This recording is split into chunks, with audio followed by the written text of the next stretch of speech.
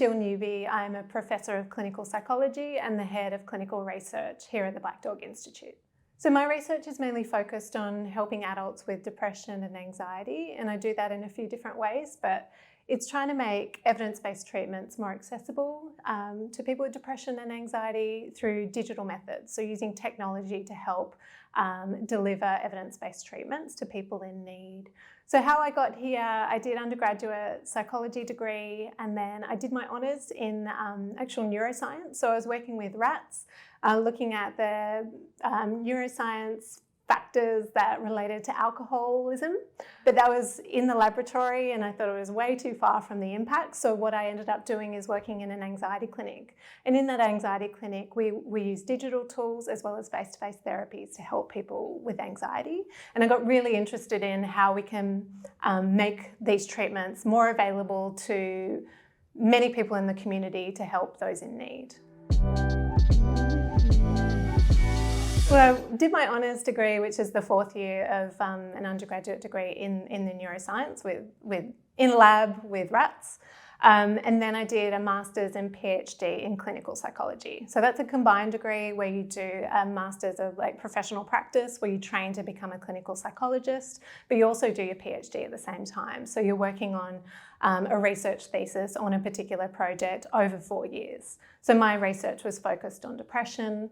I worked with an amazing supervisor at UNSW on a project related to traumatic memories in depression, so how people remember the past, what you can do to help people overcome traumatic memories, and what types of strategies can help people feel better about the past that sort of keeps recurring in their mind. So we used a combination of different methods. So some of that was survey-based methods where we would ask people questions, or online questionnaires, or pen and paper questionnaires back in that day. We also used interviews, so I would interview people in person about their diagnostic history, ask them questions about their experience of depression and other mental health conditions, and then ask them in a lot of detail about the memories that they'd experienced, how it affected them, how they sort of managed to cope with it, and what types of strategies they used to try and overcome them. So it's sort of a combination: surveys, interviews, and then following people up over time as well. You must be quite talented at chatting to people, because that can't be an easy discussion to have. Yeah, it can be really difficult. You know, people with depression can really struggle with these memories and have really difficult times and difficult experiences that they've had in the past. So it can be quite confronting for them and quite distressing. But the good thing about the clinical psychology training program is you get to learn how to do good assessments, how to connect with people, how to ask the right questions, and also manage that in the room to make sure that the person leaves that interview feeling okay about it and feeling comfortable and safe to go on with their day.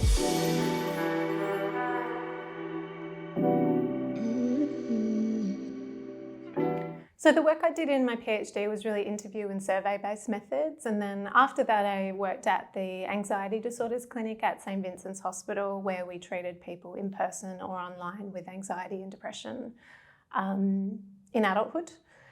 So after that I actually took on a lectureship position at UNSW in the School of Psychology. I'm still affiliated with the School of Psychology, so I went sort of up the ranks from lecturer to senior lecturer to associate professor and now professor. And a few years ago I actually moved from psychology to Black Dog Institute to start this new role. And I came here because I heard it was a really great place to work, really great people, good friends of mine already work here, and we do really innovative research that can shift the field forward in many different ways. So it's really exciting to be here. I started in 2020, and about a few months after I started, we were smack in the middle of COVID. So what I thought was going to be my role actually changed very rapidly. When I first got here, I started on two main projects. So the one that was going to be my sort of longer term project is one called Adult Wellbeing. So it's looking at how we can improve the treatment of depression and anxiety through blended care, where we combine a digital component. So that's a smartphone app that we have developed in combination with psychological therapy to see whether, if we combine the best of both worlds, can that actually combine to get better outcomes for clients and also better outcomes for psychologists, to save them time, to reduce the administrative workload that they have to do, and to sort of be able to spend time with their clients on the work that matters. So that's one project that I had planned to come here and focus on. But then the other project I ended up spending most of my time on was 10. So that's the Essential Network for Health Professionals.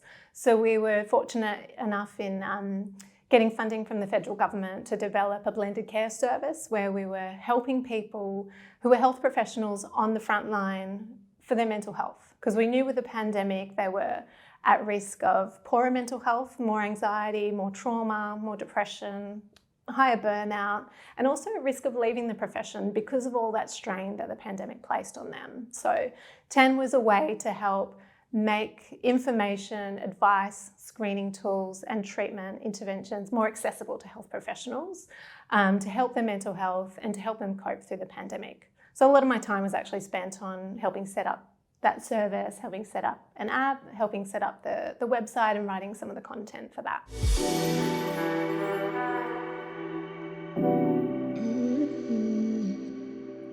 Sure. So I've been working in the digital space for quite a long time, so probably over 10 years, where we've developed online programs that can help people with depression and anxiety. So those are online tools where a person would go into a website, read through an online module, download a summary at the end of that module with tasks to complete in between each module. So they might work on those tasks for a week and then do another online module where they keep learning about depression and anxiety and about specific skills that can help them cope. So what we did with this project is we wanted to sort of start from scratch working with people with lived experience of depression and anxiety, as well as health professionals who work on the front line to see, okay, well, if you were starting from scratch, what would you want from an intervention like this? What do you need? What does it need to look like and how does it need to operate to help you manage the best and get the most out of it? So what we ended up doing is starting with people with lived experience and designing it together with them. We developed an app which is very user-friendly, it's very easy to use. It has really small bite-sized modules that help provide the foundational knowledge about depression and anxiety and about these coping skills that people can learn to help manage their symptoms. And it does that in small modules that a person can do on their phone, 5 to 10 minutes, and then work on that each day to help improve their symptoms each day. So that app we've developed, it's called My New Way. We're testing it out at the moment, and we've designed that together with an online portal that psychologists use to track their clients to see how well they're going and to sort of get them to do questionnaires to help monitor their progress so they can use that to inform their therapy. So it's sort of that combination of the psychologist doing the best that they can, they do that really great assessment and therapy work, and then that digital tool helps complement the work that they're doing. Yeah, because there's obviously like quite a massive backlog of work for every psychologist and clinician in Australia. So this is to help lighten the load a bit, but also to make sure that the people that need to get help sooner can get it through the digital apps and resources. Yeah, that's right. I mean, 3/4 of psychologists last year had a long waiting list. Studies that I've seen, half have actually closed their books to new clients. Medicare rebates are great in that up to 10 sessions can be rebated at least partially through Medicare, in that people get some money back from the government for psychological therapy, but it's often not enough. People are paying $60 to $100 each session. And when you need therapy that often lasts 6 months, that's getting into the thousands of dollars that people are paying out of pocket. And given the financial climate we're in, it can be completely unaffordable for a lot of people. And the other issue with the current mental health system at the moment is Medicare rebates 10 sessions, but evidence-based treatment for depression and anxiety is often not 10 sessions. It's anywhere from 12 to 50 therapy sessions. And so it's way too expensive and it's not rebated by the mental health system. So we need more innovative ways to help reach more people, to help make therapy more efficient, and as you said, to lighten the load for psychologists to help them cope with their workload as well. They want to help more people and it's a way to do that.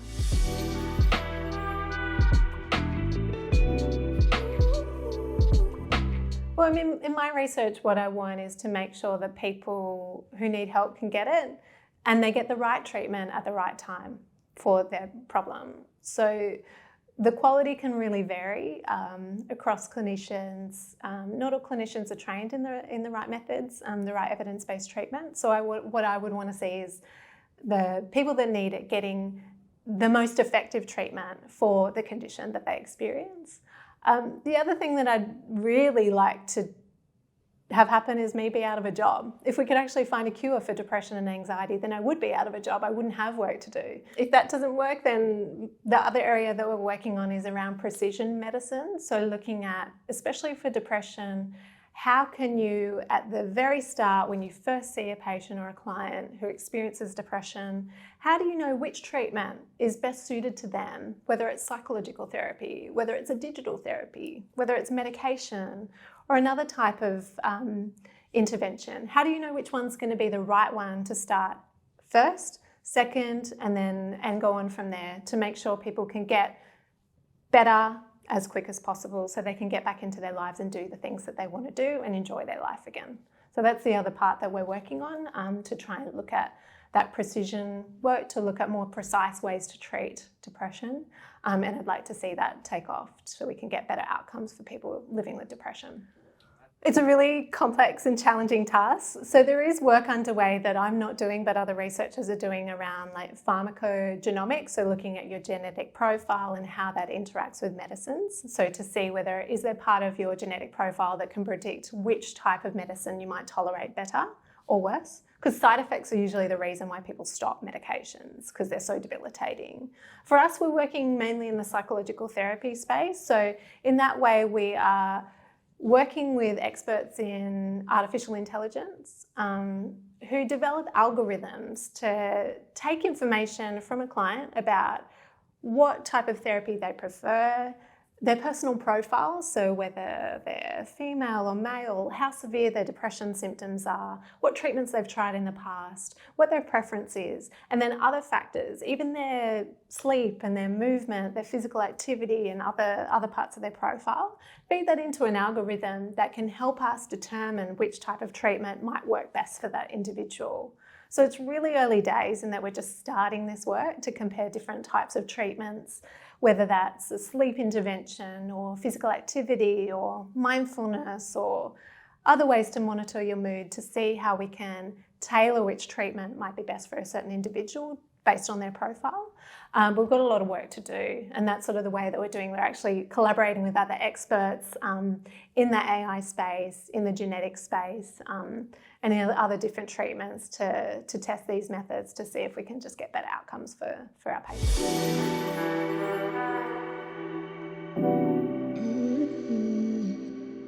So if you want to learn more, it's actually a really good idea to go to our website. We've got information about a range of different digital products and tools that are available for people in the community. We've also got information about the types of projects that we're working on, so that can give you a bit of a deeper dive into some of the research that we're doing here at the Black Dog, and get involved with some of the fundraising activities, because that can help the most. It can help support the research that we do so we can help more people in need in the community and help solve this problem of mental health in our community.